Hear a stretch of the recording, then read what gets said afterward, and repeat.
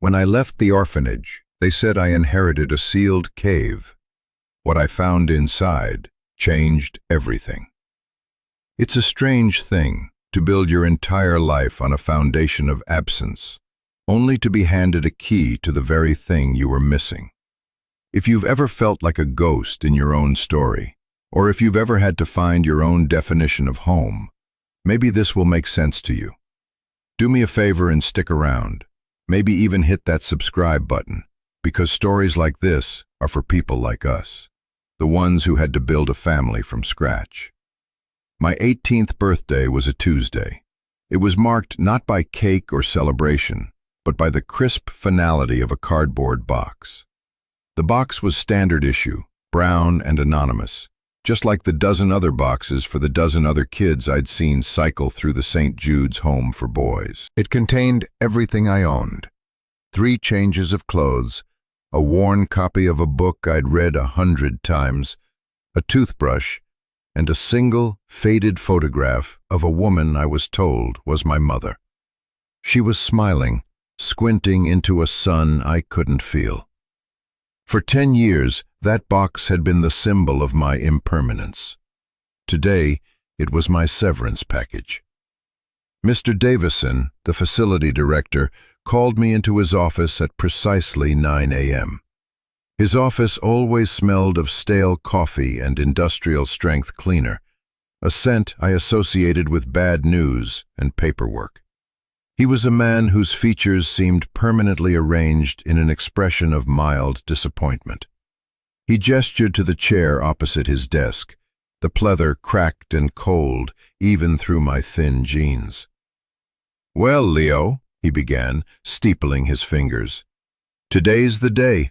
18, a legal adult." He said it with the same enthusiasm one might use to announce a dental appointment. "The state's responsibility for your welfare officially concludes at 5 p.m. I just nodded. I'd been counting down to this day for years, but now that it was here, a hollow dread had settled in my stomach. Freedom, it turned out, felt a lot like being pushed off a cliff. He slid a thick manila envelope across the desk. It landed with a soft, bureaucratic thud. "This is your file. Birth certificate, social security card, your final stipend check. It's not much, but it's the standard disbursement, $250. There's also a bus pass good for 1 cross-town journey." I reached for it, my fingers brushing his. He pulled his hand back as if my touch might stain him. "There is," he said, pausing for dramatic effect, "one other matter. A bit of an irregularity. We were contacted last week by a solicitor's office, a Ms. Albright. It seems you are the sole beneficiary of an estate." The words hung in the air, alien and absurd. Beneficiary, estate. They were words for people in movies, not for kids who measured their wealth in changes of socks. "My parents?" I asked, my voice barely a whisper. The official story was a car accident, a closed casket affair when I was 7. I had no other family. That's what they'd always told me. Mr. Davison cleared his throat, avoiding my eyes. "No, not your parents. Your maternal grandfather, a Mr. Alastair Finch." The name meant nothing to me. A ghost I didn't even know was haunting me. According to Ms. Albright, he passed away some years ago, but his will was complicated. It was only recently probated. He left you a property. He pushed a second, thinner envelope toward me. It contained a single sheet of paper with an address and a phone number. "Ms. Albright has the details. She's expecting your call. Her office is downtown." He stood up, a clear dismissal. "Good luck, Leo. Try to make good choices." Make good choices. It was the St. Jude's motto, a phrase so overused it had lost all meaning. It was what they said instead of goodbye. It was what they said instead of I'm sorry. I picked up my box, the 2 envelopes heavy on top. I walked out of his office, down the long linoleum hallway that had been my entire world, and didn't look back.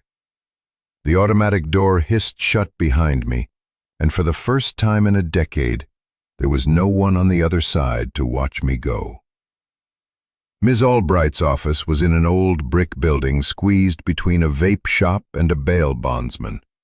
The kind of place that advertised its legitimacy with a brass plaque so tarnished you couldn't read the name. The air inside was thick with the smell of old paper and dust, a scent far more comforting than the chemical sterility of St. Jude's. The lawyer herself was a woman who seemed to be constructed entirely of sharp, practical angles. Her gray hair was cut in a severe bob, and her eyes, magnified by thick glasses, missed nothing. She didn't offer platitudes or sympathy. She offered me a seat and a lukewarm cup of tea in a chipped ceramic mug. I appreciated her for that. "Leo," she said, her voice raspy but firm. "I'm Evelyn Albright. I was your grandfather's solicitor, of a sort." She opened a fat, string-bound file on her desk. The paper inside was yellowed with age. Alistair was a client from many years, a very private man. She explained the situation with the methodical calm of a mechanic diagnosing a faulty engine. My grandfather, Alistair Finch, had owned a small 5-acre parcel of land in the northern part of the state, in a county I'd never heard of. He had died 5 years ago, but his will stipulated that the deed not be transferred until my 18th birthday. "He wanted you to be a man, free of the state's influence, before you had to make any decisions," she explained, peering at me over her glasses. "What decisions?" I asked, my hands wrapped around the mug for warmth. "Well," she said, tapping a long, unpainted nail on a sheaf of documents. "There's the matter of the property itself. It's remote, undeveloped. According to the county assessor, it contains a small cabin in a state of disrepair. And then there are the back taxes." She named a figure that made the $250 in my pocket feel like pocket lint. It was an impossible sum. "You have 90 days to settle the arrears, or the county will seize the property and sell it at auction." A familiar coldness washed over me. The system again. Always a deadline, always a debt. I had been given a gift, only to be told I couldn't afford it. "So I inherit a debt," I said, the bitterness sharp in my throat. "Not exactly," she countered, her expression unreadable. She slid a glossy brochure across the desk. The logo at the top read, "North Ridge Development Corp." North Ridge has been trying to acquire the land in that area for a new ski resort project. Your grandfather's parcel is one of the last holdouts. They are aware of the tax situation. They have made an offer. She turned the paper around. There was a number on it. It was a staggering number. It was enough to pay the taxes 10 times over. It was enough to rent an apartment, buy a car, go to college. It was enough to buy a life. My mind reeled. From a stipend of $250 to this, all in the space of a few hours. "You would be a very comfortable young man, Leo," Ms. Albright said quietly. "Alistair was eccentric.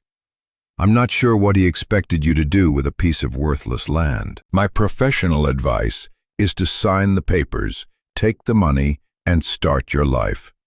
Forget this ever happened." It was the smart play, the only play, but something held me back. I looked down at the file. "The deed mentions something else," I said, remembering Davison's words. "An irregularity, something about a cave." Ms. Albright frowned, flipping through the pages. "Ah, yes, here it is. The language is very specific." She read from the document, her voice flat. "The aforementioned parcel of land, including the primary cabin structure and the adjoined sealed cave structure. It's odd. There's no geological survey on file that indicates any significant cave systems in that region." I asked the North Ridge representative about it. They did an aerial survey and found nothing but a rock outcropping near the cabin. They assume it was a root cellar that collapsed. They consider it a non-factor. A sealed cave. The words snagged in my mind. Why would you seal a root cellar? Why would you mention it specifically in a will? My grandfather, the man I couldn't remember. He hadn't just left me a piece of land. He had left me a question. Mr. Davison's voice echoed in my head. Make good choices. For the first time, I felt like I had one to make. I want to see it, I said, the words surprising me as much as they seemed to surprise her. Before I sign anything, I want to see the land. Ms. Albright sighed, a long, weary exhalation. She looked at me, a flicker of something, pity perhaps, or maybe respect, in her sharp eyes. The disbursement from the state won't be enough for a round trip. Then I'll buy a one-way ticket, I said. The decision felt like stepping onto solid ground after a lifetime of floating. It might be the stupidest decision of my life, but it would be mine. The bus ride north was a descent into another world. It began in the familiar gray labyrinth of the city, the windows reflecting a blur of concrete and hurried faces. I sat with my cardboard box on the seat beside me, a pathetic barrier against the press of strangers. The $250 from the state had been reduced to $43 after I'd bought the ticket. The bus ticket felt like a bet I was making against myself. Ms. Albright had given me a look of profound skepticism, but had also, without comment, tucked a small folded map into the envelope with the developer's offer. "The bus will get you to a town called Silver Creek," she'd said. "From there, it's another 5 miles up the mountain road. There's a taxi service, sometimes." As the hours passed, the city bled into sprawling suburbs, then into flat, frozen farmland. The houses grew farther apart, the roads narrower. The sky, a perpetual smear of smoggy white in the city, deepened into a hard, crystalline blue. By late afternoon, we were climbing.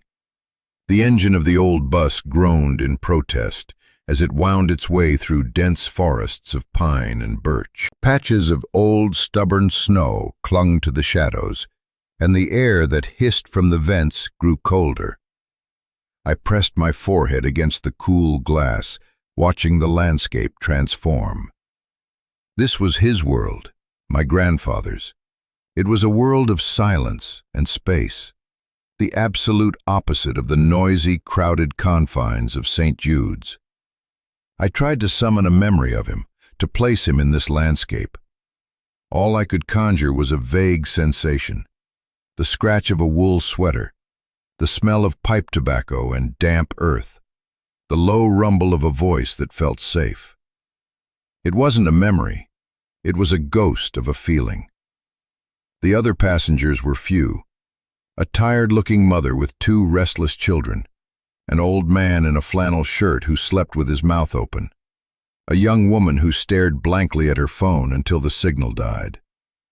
No one spoke to me. I was used to being invisible. In the system, you learn that invisibility is a form of armor. You learn to take up less space, to make less noise, to want less. But sitting on that bus, hurtling toward an unknown inheritance, I felt a different kind of invisibility. I was a ghost, moving toward a ghost. Who was Alistair Finch? Why did he abandon my mother and me? Why did he wait until after he was dead to reach out? The developer's offer felt like an easy answer, a clean break. Take the money, erase the question mark that was my grandfather, and build a new life on a foundation of cash. It was what a smart person would do. It was what Mr. Davison would call a good choice. But the sealed cave pulled at me. It was a locked box, just like my past. Maybe it was empty, a collapsed root cellar, just as the developers claimed. Or maybe it held the answer to why a man would hide himself away on a remote mountain. Why he would leave his only grandchild to be raised by strangers. And why his last act was to leave behind a puzzle written in legal deeds and welded steel. The bus finally wheezed to a stop in Silver Creek. Setting. Painting the snow-capped peaks in setting. Painting the snow-capped peaks in shades of orange and purple. The air was so cold it felt sharp in my lungs. I was the only one who got off. The bus pulled away, its red taillights shrinking into the twilight, leaving me in a profound and intimidating silence. I stood there for a long moment, my box in my hand, the $43 in my pocket. I was 18 years old, completely alone, and 5 miles from a piece of land that was either my salvation or my biggest mistake. For the first time in my life, I didn't know which outcome I was more afraid of. The taxi service in Silver Creek consisted of a single, rust-pocked station wagon and a driver named Sal, who looked as old as the mountains themselves. He eyed my thin jacket and city shoes with undisguised pity. "You the one headed up to the old Finch place?" he asked, his voice a gravelly rumble. Word traveled fast in a town this small. "Yes, sir." "You family?" "His grandson," I said. Sal grunted, throwing my box in the back. "Didn't know Alistair had any kin. Kept to himself, that one. Folks around here thought he was half crazy, or hiding from something." He slammed the door and the car rattled to life. "So you here to sell to the resort folks? That's the rumor." "I'm here to look at it first." Sal laughed, a dry, crackling sound. "Not much to look at. A run-down shack and a pile of rocks. Cursed, some say. Alistair died up there, you know. Heart attack. Took the sheriff 3 days to get up there when his mail started piling up." The car climbed the winding, unpaved road. The headlights cut a weak tunnel through the encroaching darkness. Branches, heavy with snow, scraped against the roof. It felt like we were driving into the belly of some great sleeping beast. Finally, Sal pulled over. "This is as far as I go. Road's not plowed from here.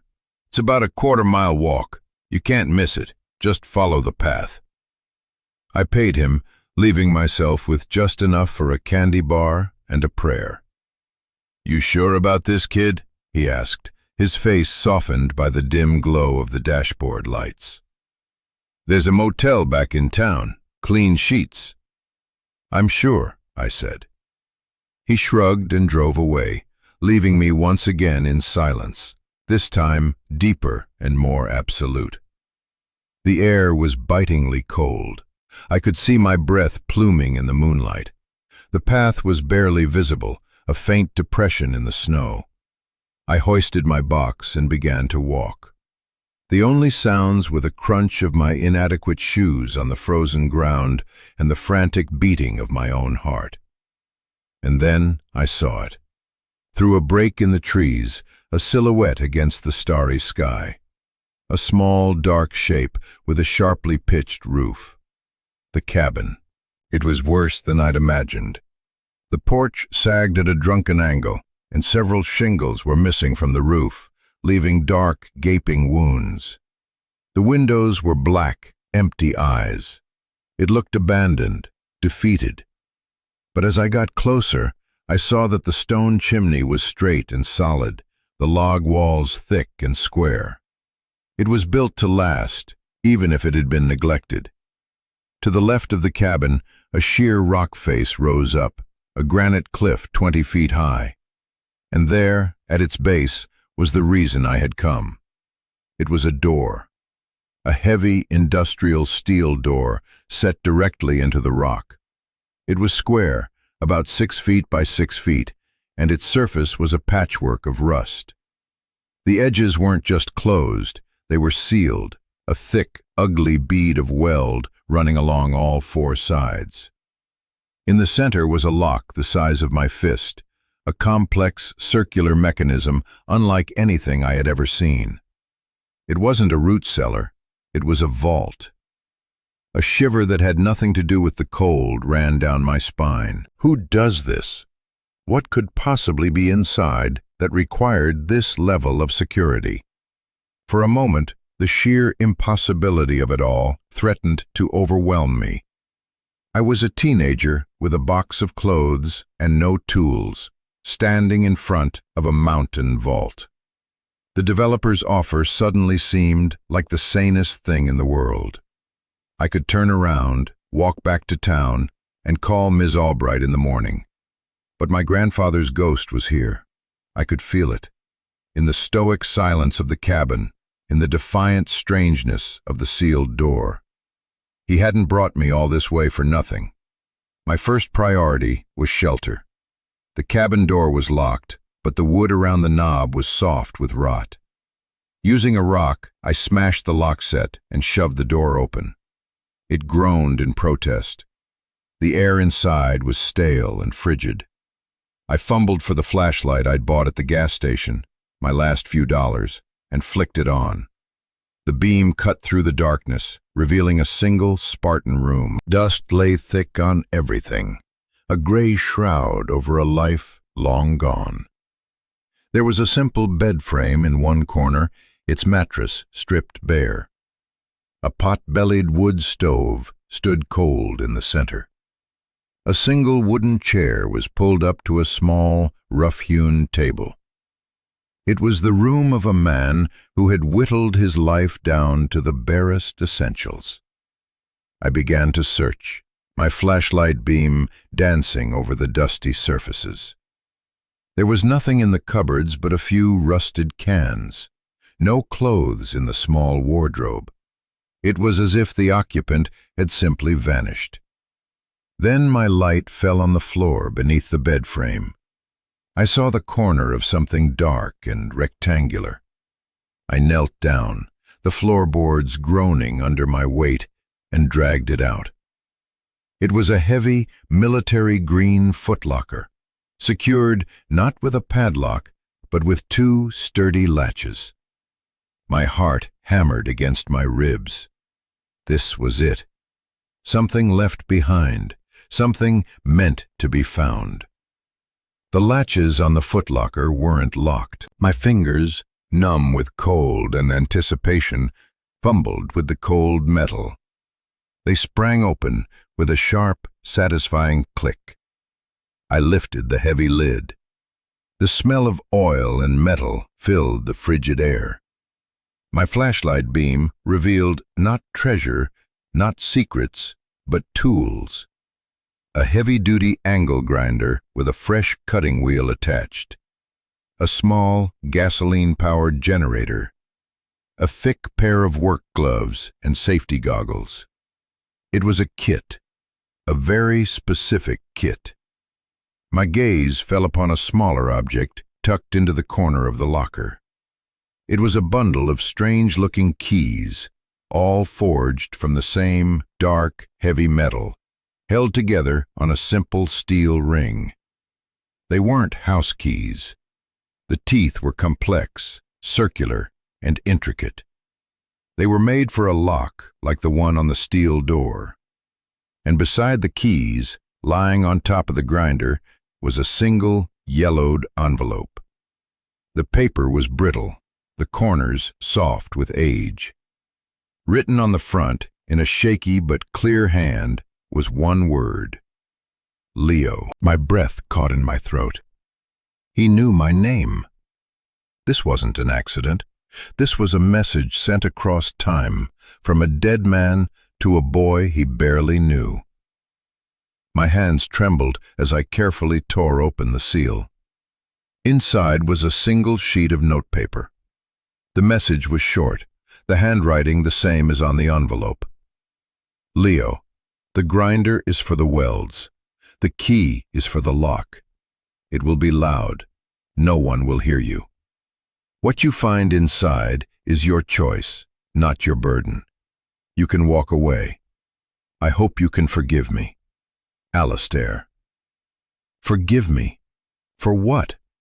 For abandoning me? For leaving me this impossible task? I reread the note, the words blurring. Your choice, not your burden. He was giving me an out. He was telling me I could take the developer's money and go. But he had also given me the means to do the opposite. He had left me the tools to break his own seal. I sat there in the crushing silence of the cabin, the cold seeping into my bones, the note in my hand. The choice was real. I could take the easy path that led to a comfortable life, or I could take the hard path that led into the dark. I looked from the note to the steel door visible through the cabin's grimy window. I thought about the 10 years at St. Jude's, a life defined by other people's rules and other people's failures. This was different. This was a choice my own blood had left for me. I pulled on the work gloves. They were too big, but they were warm. I picked up the angle grinder. It was heavy, solid. It felt like a purpose. The work was brutal. I dragged the small generator out into the snow, my muscles protesting the unaccustomed effort. It took several pulls on the cord before it sputtered to life, its roar shattering the mountain's sacred silence. The noise was shocking, an assault on the peace. No one will hear you. My grandfather had known. He had planned for this. I put on the safety goggles and picked up the grinder. The instructions in the note were simple. The grinder is for the welds. There was a thick, crude bead of welded metal at each of the 4 corners where the steel door met its frame. I approached the first one, my heart a frantic drum against the generator's steady rhythm. I'd never used a tool like this in my life. I pressed the trigger. The cutting wheel screamed to life, a high-pitched shriek that vibrated up my arms. A torrent of brilliant orange sparks erupted as the wheel bit into the steel. The smell of hot metal filled the air. It was terrifying and exhilarating. I worked methodically, leaning into the tool, letting its weight do the work. The sparks illuminated my small, desperate world, my worn-out shoes, the dirty snow, the implacable rock face. This was real. This wasn't paperwork or a social worker's platitudes. This was steel and fire. It took hours. My arms ached, my ears rang despite the generator's drone, and my face was grimy with sweat and metal dust. I cut through the first weld, then the second. The sun began to rise, casting a pale, weak light over the scene. I was exhausted, running on nothing but adrenaline and a desperate need to know.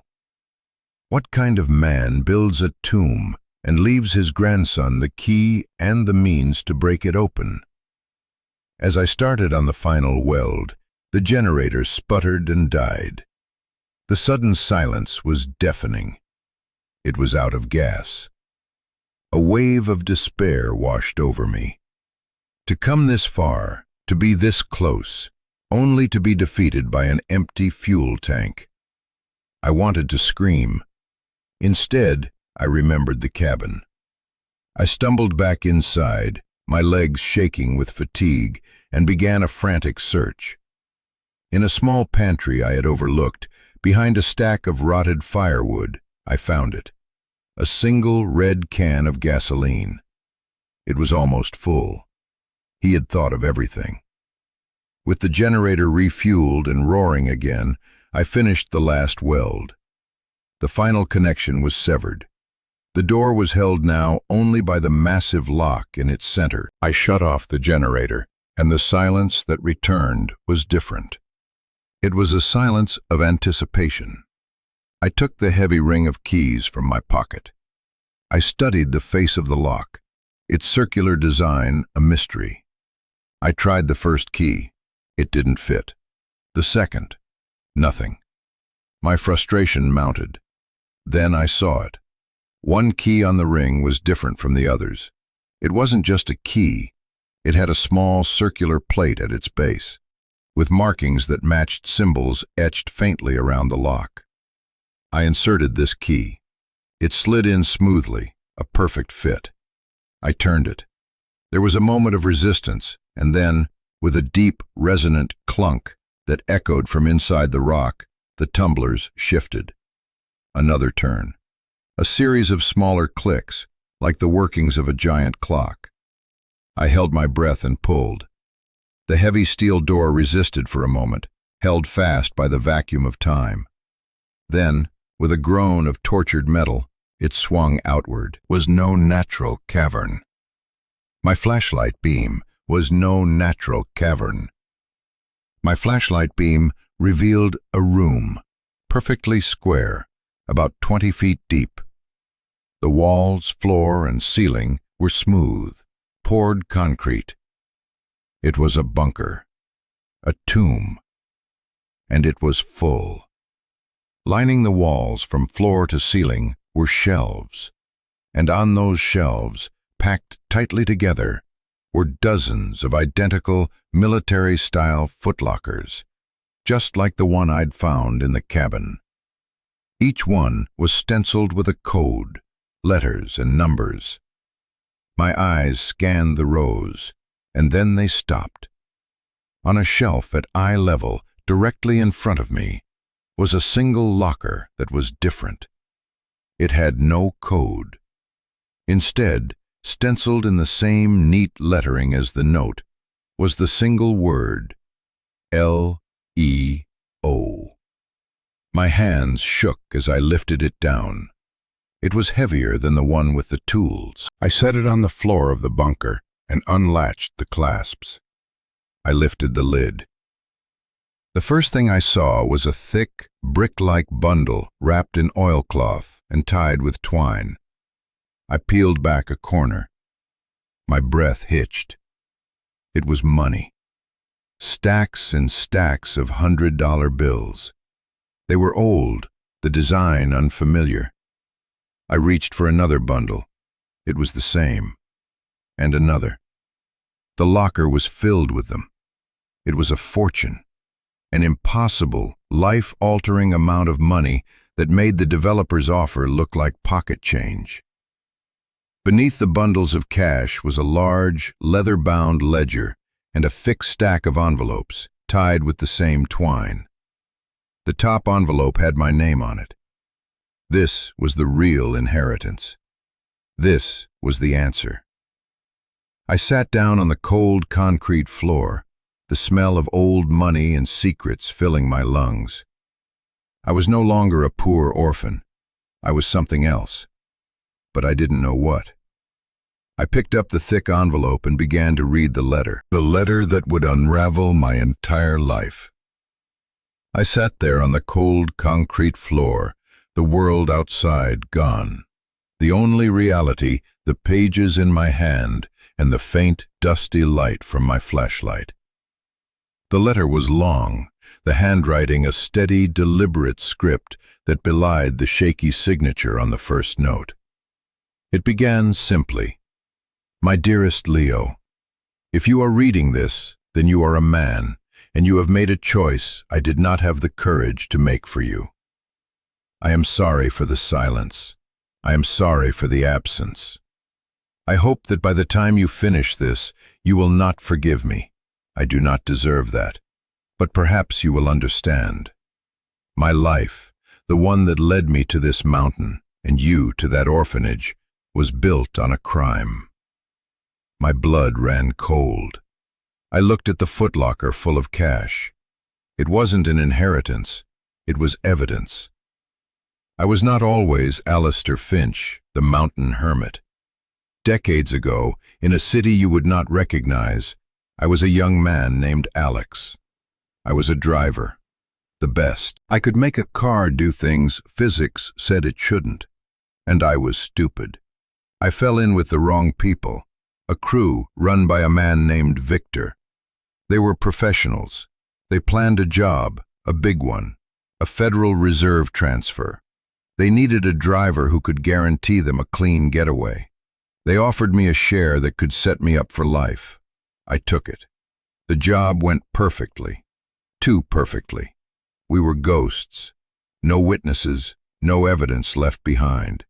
We walked away with over $5 million. My share is in the locker with this letter. I took my money, changed my name to Alistair Finch, and I ran. I met your grandmother, Eleanor. She was the best thing that ever happened to me. She didn't know about the money or my past. She just knew me as Alistair, a quiet man who worked odd jobs. We had your mother, Sarah, and for 15 years I was happy. I was a husband and a father. I almost convinced myself that Alex was dead. I had to stop reading. My mother's name was Sarah, the woman in the photograph. I pulled it from my pocket, the corners soft and frayed.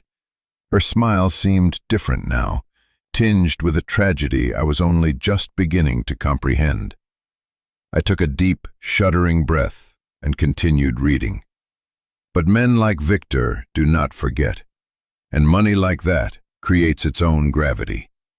One of my former crew members got caught on an unrelated charge and started talking, trying to cut a deal. Suddenly, a cold case was hot again, and they came looking for me. Not the police, Victor's people. They didn't want the money back. They wanted to ensure my silence. They found me. They didn't threaten me directly. They were smarter than that. They showed me photographs of your mother, Sarah. She was 16. They told me my new life was beautiful and that it would be a shame if anything happened to it. I was trapped. I had a choice. I could run again, but they would always find me. Or I could make another deal with the devil. Victor had a rival, another organization moving in on his territory. He wanted them gone. He told me if I used my old skills to help him set them up, to deliver them to the feds on a platter, he and my past would disappear forever. He swore on his own family's life that my family would be safe. Like a fool, I believed him. I did what he asked. I helped orchestrate a fake deal that led to a massive federal raid. It worked. The rivals were destroyed. I thought I had finally bought my freedom. A week later, your mother went out with her friends to a movie. There was an accident on the way home. A drunk driver ran a red light. That was the official story. A tragic, random event. But I knew. I knew it wasn't an accident. The driver was one of Victor's men. He walked away with a slap on the wrist. It was a message. My debt was paid, but they wanted to make sure I understood that they owned my silence. They had taken my daughter, and they had made it look like fate. They had shown me that they could touch anyone, anywhere, and that the system would call it a tragedy. I dropped the letter. A raw, guttural sound escaped my throat. The car accident. The story I had been told my whole life. It was a lie, a fabrication to cover up a murder. My mother hadn't died. She had been executed. And my grandfather, the man I was supposed to hate for abandoning me, had been its cause. I cried then, not the quiet, choked-off sobs of an orphan in his bunk, but wrenching, body-shaking sobs of pure rage and grief. I cried for the mother I never got to know. I cried for the grandfather who had lived with this poison inside him for his entire life. And I cried for the boy who had believed the simple, clean lie, because the truth was this monstrous, complicated thing. After a long time, my tears subsided, replaced by a cold, hard emptiness. I picked up the letter again. My hands were steady now. I had to know the rest. I couldn't go to the police. Who would believe me? A former felon, an accomplice to a major heist, accusing a powerful, ghost-like figure of a perfect murder? They would have locked me up, and Victor's people would have found you, Leo. You were all I had left of her. I knew in my soul that the only way to keep you safe was to disappear so completely that I no longer existed. So I staged my own death. I let the world believe I had vanished, and I let the state take you. It was the hardest thing I have ever done. It broke me. Every day for the rest of my life, I have lived with the knowledge that my son's son was growing up alone because of my cowardice and my greed. I came here, to this mountain, and I began to work. I spent the rest of my life, and most of the stolen money, building this place, this ark. And I started to gather proof. The other footlockers in this room, they are my life's work. Victor was meticulous. He kept records, ledgers, names, dates, accounts, proof of everything. The heist, the money laundering, the people he paid off. The name of the man who was driving the car that killed your mother. It's all here. I spent years tracking it down, using my old connections, buying pieces of the puzzle. It's my confession, and it's his death sentence. And so we come to the choice I have left you. It is a terrible one, and I am a monster for placing it on your shoulders. In the locker with this letter is what remains of my share of the money. It's clean now, untraceable. You can take it, disappear, live a long and happy life, and never think of me or any of this again. No one would blame you. It is what I should have done. That is one path. The other path is in the other lockers. It is the path of justice. If you take that evidence to the authorities, the right authorities, you must be careful. You can destroy Victor and his entire organization. You can give your mother the justice she was denied. But it will come at a cost. This money will have to be turned in. Our family name, our story, will be tied to a crime. And though Victor is old now, his people are not. It will be dangerous. You will be trading a comfortable life for a righteous one. You will be trading money for truth. I do not know which you will choose. I only know that I could not choose for you. I lived my life as a coward, hiding from the consequences of my actions. My final hope is that I have raised a grandson braver than I am. Whatever you decide, know that I loved your mother, and I have loved you from afar every single day. Alistair. The letter fell from my fingers. The weight of it all pressed down on me, the concrete bunker suddenly feeling like a coffin. He hadn't left me an inheritance. He had left me a crucible. On one side, a fortune in cash and the freedom to be anyone I wanted. On the other, a box of evidence and the chance to avenge a murder I'd never known happened. The easy wrong or the harder right. My entire life had been a straight line, a path laid out by the system. Now that line had fractured into two, and I was standing at the break, a ghost of a man, asking me to choose not just my future, but the meaning of his past. And you know, it's a strange thing to be handed the story of your life in a dusty box.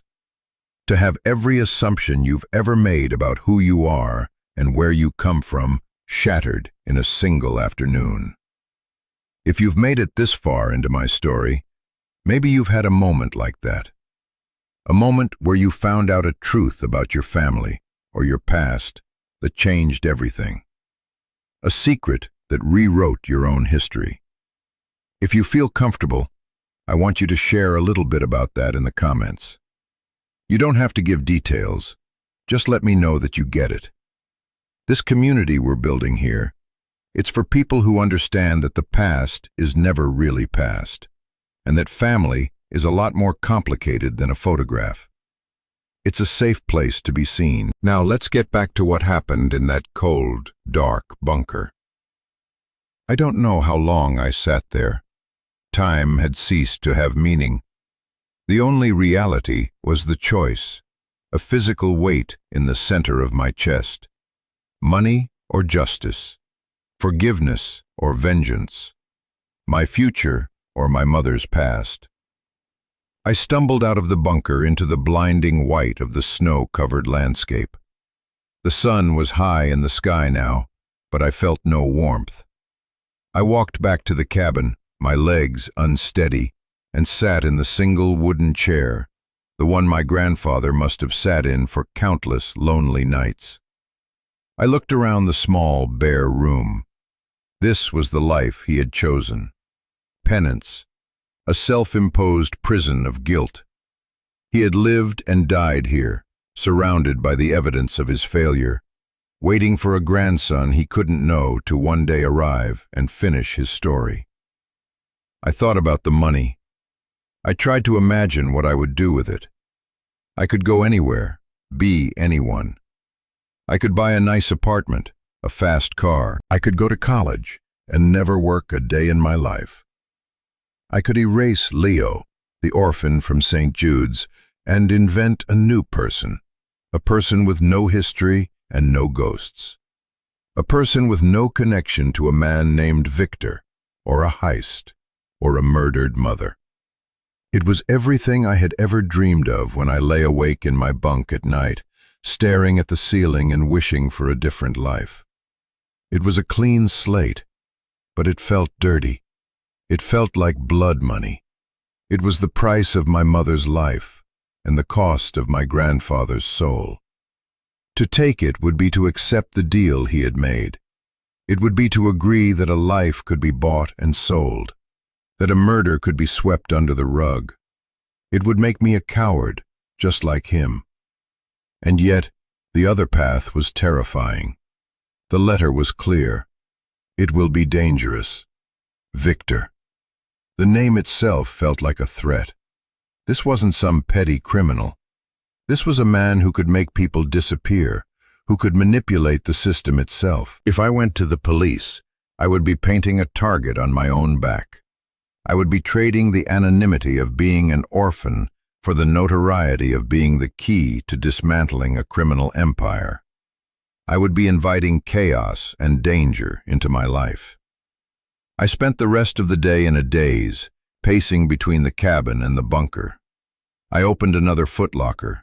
It was filled with ledgers, the columns of numbers and names written in a precise, cold hand. I saw dates that corresponded with news stories I could look up. I saw shell corporations, offshore accounts. It was a roadmap of a hidden world of crime. I found another locker filled with photographs, surveillance photos, men in expensive suits shaking hands, a picture of a car, a dark sedan, its license plate circled in red. The car from the accident? At the bottom of one locker, I found a small velvet bag. Inside was a woman's locket. I opened it. On one side was a tiny picture of my grandfather when he was young, handsome and smiling. On the other, a picture of a woman I recognized as a younger version of my mother, my grandmother, Eleanor. He had kept this, the one pure thing from his old life. Night fell. The cold returned, more bitter than before. I built a fire in the pot-bellied stove, using the wood my grandfather had left stacked and ready. The small cabin filled with a welcome warmth. As the flames danced, I made my decision. It wasn't a sudden epiphany.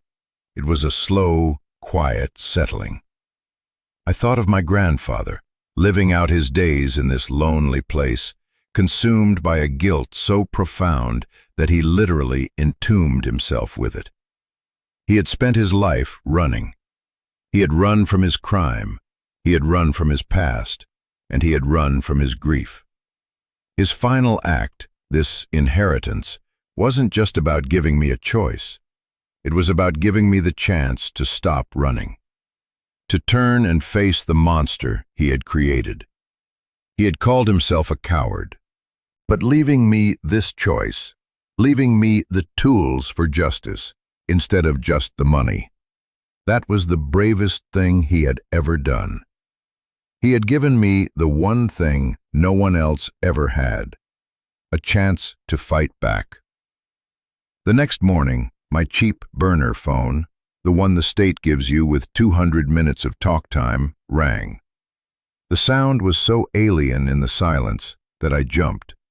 I fumbled it out of my pocket. The screen read, "Unknown number." I answered it. "Leo, it's Evelyn Albright." Her voice was sharp, impatient.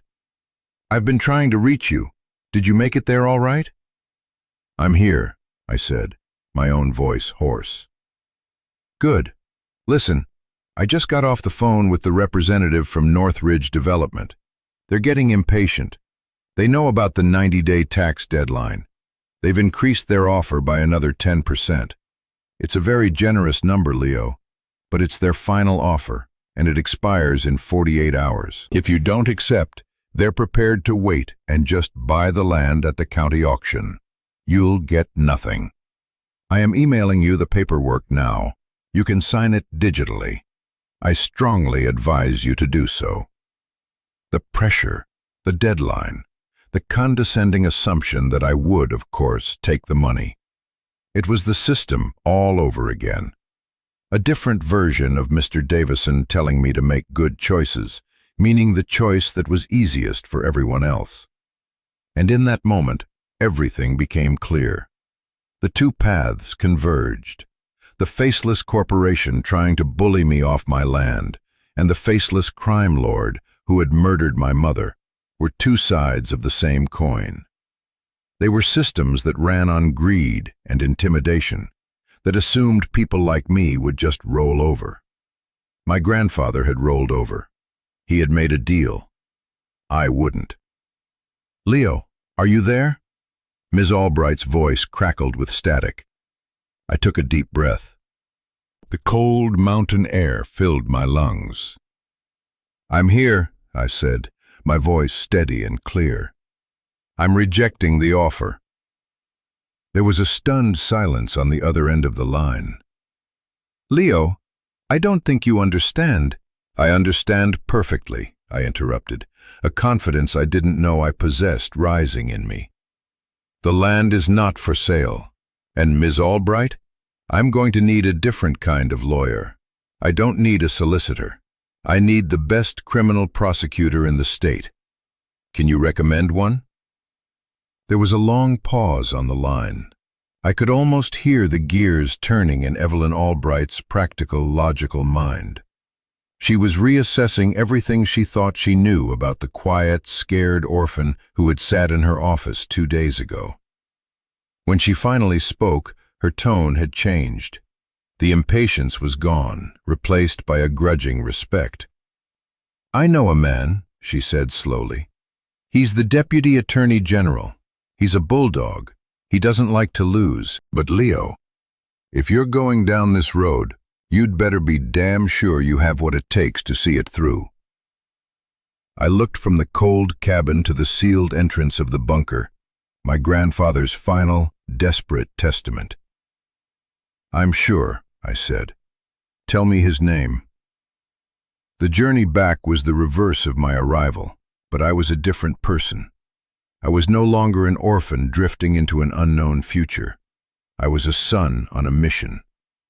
I carefully packed one footlocker, the one containing the main ledger, the evidence of my mother's murder, and my grandfather's letter. I left the money, all of it.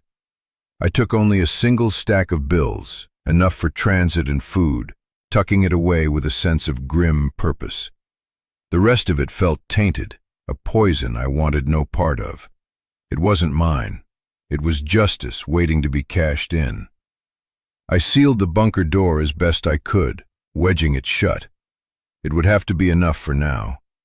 Then I called Sal, the taxi driver. When he arrived, his old station wagon rattling up the road, he took one look at me and the heavy green footlocker I was carrying. He didn't ask what was in it. He just nodded.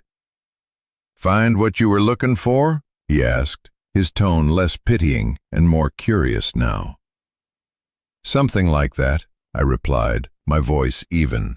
"Something that was lost." On the ride back to Silver Creek, he was quiet. As I got out at the bus stop, I tried to pay him, but he waved my money away. "Keep it, kid," he said. "You look like you're gonna need it." He glanced at the footlocker. Alistair was a strange bird, but he wasn't a bad man, not deep down. Glad someone's finally settling his accounts. He tipped his head and drove off, leaving me with a sense of a debt paid and a new one beginning. The bus ride back to the city was a blur. I sat with the footlocker on the seat beside me, my hand resting on its cold metal lid. It was my shield and my sword, my burden and my purpose. The meeting with the Deputy Attorney General, a man named Marcus Thorne, took place in a sterile, high-rise office that felt a world away from my grandfather's dusty cabin. Ms. Albright had made the call, her voice tight with a mixture of warning and intrigue. Thorne was an imposing man, with sharp, intelligent eyes that seemed to look right through me. He was skeptical, his arms crossed over his chest as I, an 18-year-old kid in a worn-out jacket, was ushered into his office. "Ms. Albright says you have information about a matter of some significance," he said, his voice deep and resonant. He clearly thought this was a waste of his time. I didn't say a word. I just lifted the heavy footlocker onto his vast mahogany desk. The thud it made echoed in the silent room. I unlatched the clasps and opened the lid. I handed him my grandfather's letter first. He read it, his expression unreadable. Then I handed him the leather-bound ledger. He opened it. He slowly turned the first few pages, his eyes scanning the columns of names and numbers. A flicker of recognition crossed his face. He kept turning the pages, his movements becoming faster, more intent. He stopped on one page, his finger tracing a line of text.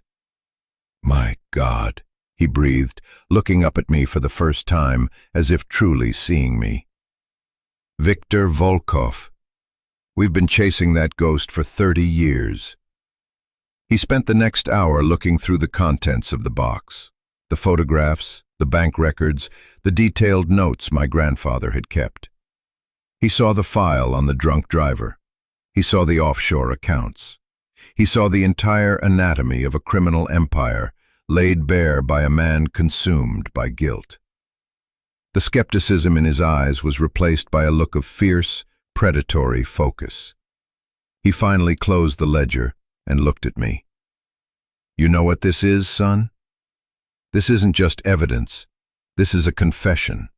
It's a legacy. Your grandfather may have started on the wrong side of the law, but he ended on the right side of history." The aftermath was a quiet storm. A multi-agency federal task force was formed, operating in secret. I gave my official statement, telling them everything I knew, everything the letter had told me. For a few weeks, I was placed in a form of protective custody, a clean, anonymous apartment where I was debriefed by agents and prosecutors. They treated me not as a kid, but as a key witness, a legacy contact.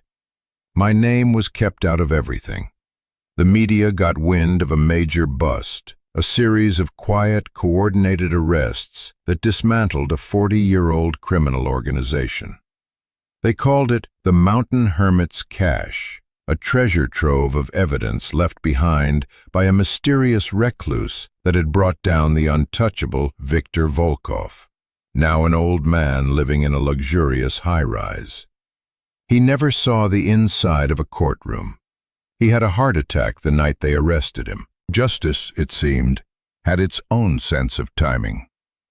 The money was all seized as evidence. The case was closed. And just like that, it was over. The storm passed. I was free. Thorne called me into his office one last time. "The state is dropping all tax liens on your grandfather's property," he said.